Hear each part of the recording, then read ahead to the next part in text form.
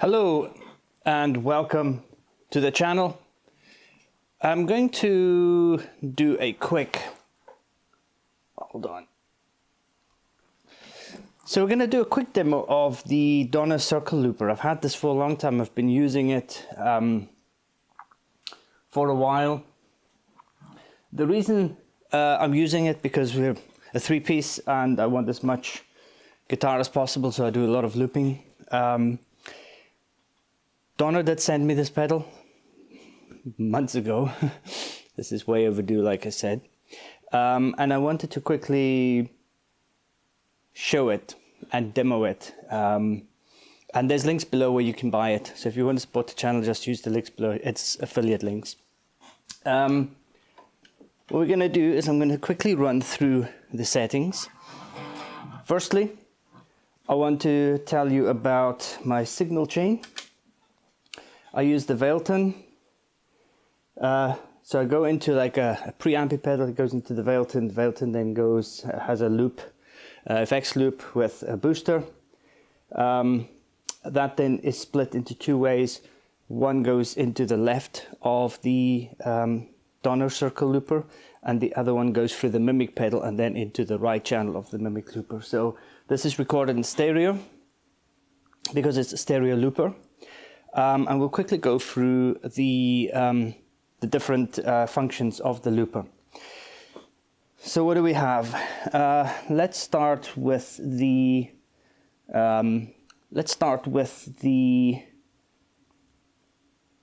rhythm section here. So you've obviously got like a drum machine. So if I select that and play it, I've got too much volume there. Is that better? Yeah.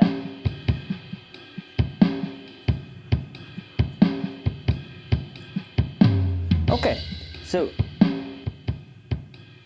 there's my volume, there's my BPM.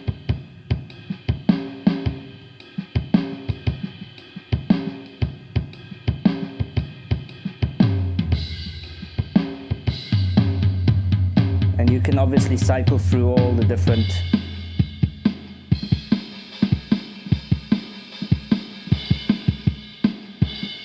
there's tons of them there. More than enough to choose from. I never use this, obviously.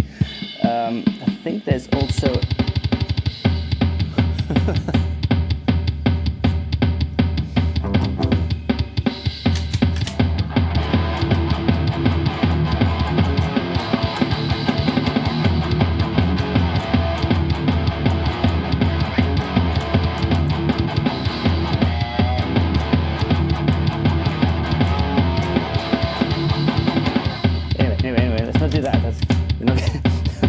we're not gonna get carried away.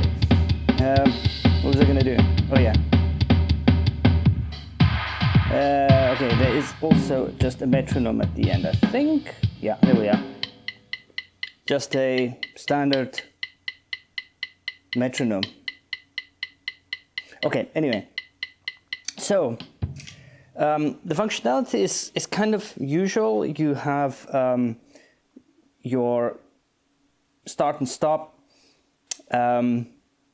There's nothing unusual about this pedal. It's got quite a lot of functionality.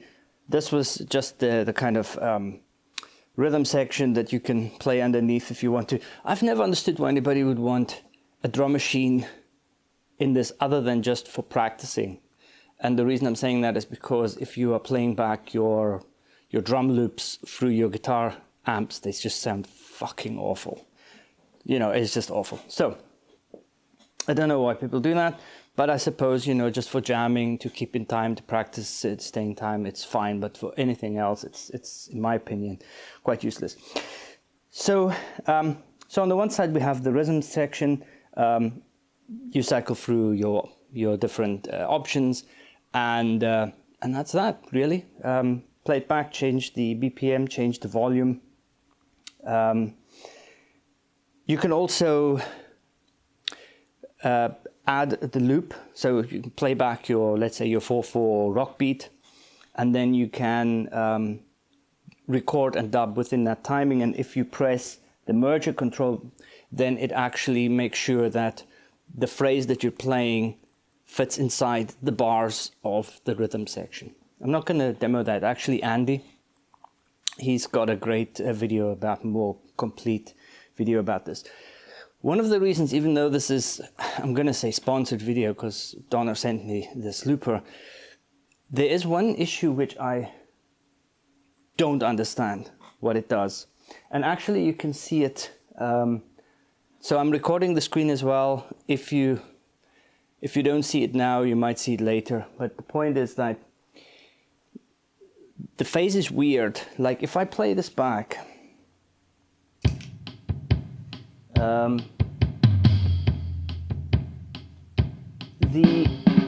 the negative side is deeper, so the waveform goes up and down and up and down. It doesn't go properly symmetrical over the zero line.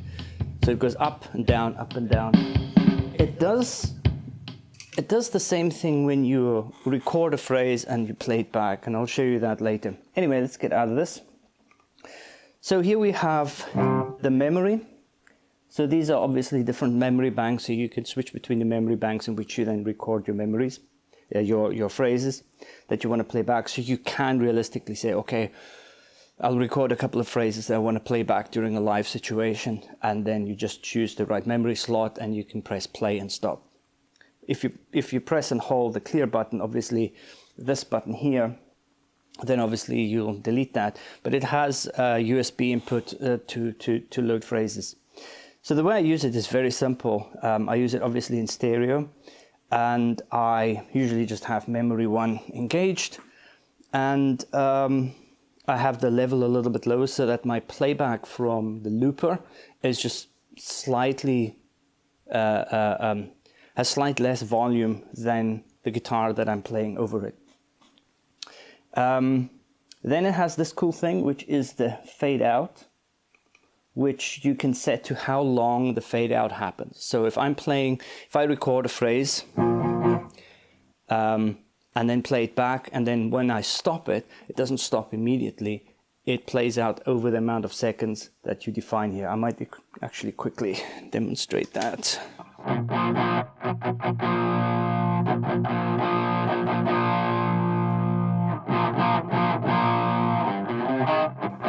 So let's put the fade up a bit. Let's make it 2 seconds. And let's play something.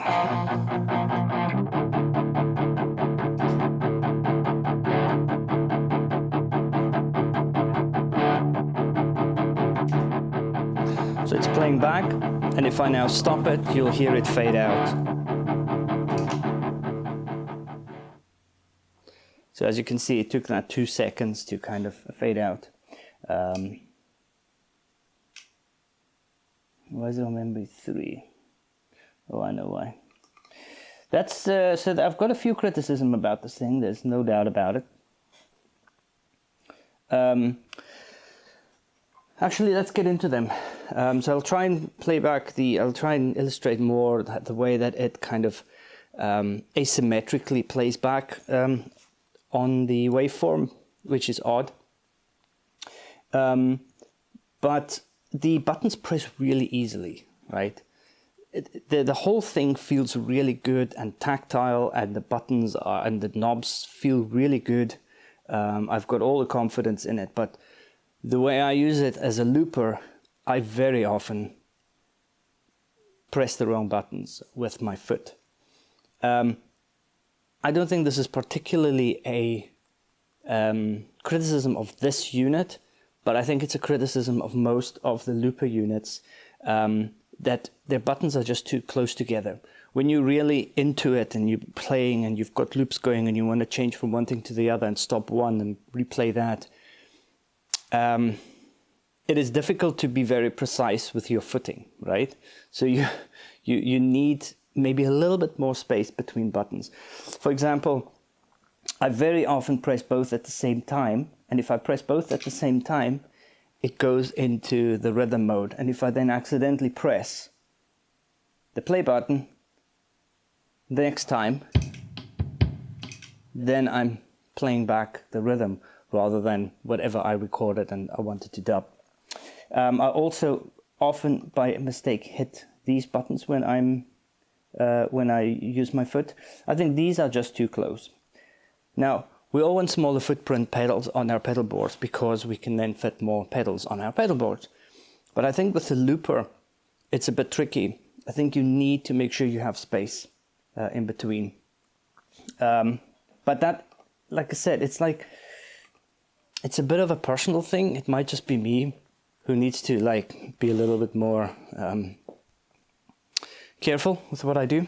Anyway, I'm gonna play back. I'm gonna go into some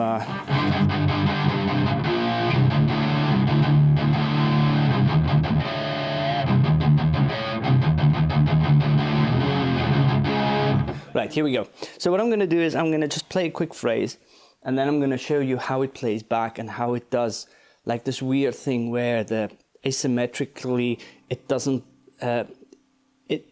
it boosts one side of the waveform.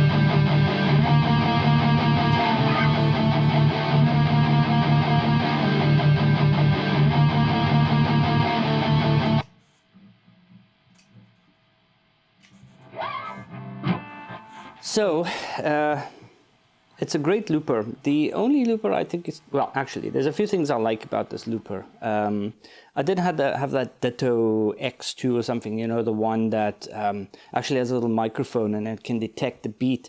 And if the beat slightly fluctuates, you kind of put it close to the bass drummer, for example, to the bass drum, and it detects the beat slowly drifting, and it will drift the beat of the playback to match the beat, so you don't have to, the band for example doesn't have to concentrate so heavily on trying to stay exactly in tune with the playback, or in time with the playback. But what I didn't like about it, and what I like about this one, is that it gives you an indication, a very clear indication of your playback. And now realistically you don't need a playback, a visual playback of your phrase, because you kind of know your song and you know what you're doing. But there's some sort of assurance when you can see it clearly. So I personally like having visual kind of indicator of the playback, and also how far the phrase is being played back. So that's one thing that I do like. In the waveform today, as always, is you can't see it as clearly. Sometimes some of the bass spikes go really far down. You can see in the waveform that it isn't properly centered, if you like. And funny enough, trying to demonstrate this in the video has kind of failed. It's not as clear as I've used this so many times. I've looked at the waveforms, and they're just strange. So there's something going on there. I wish it was a bit clearer in the video, but there we go.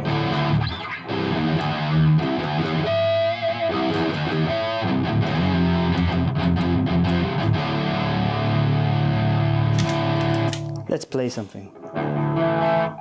Let's do...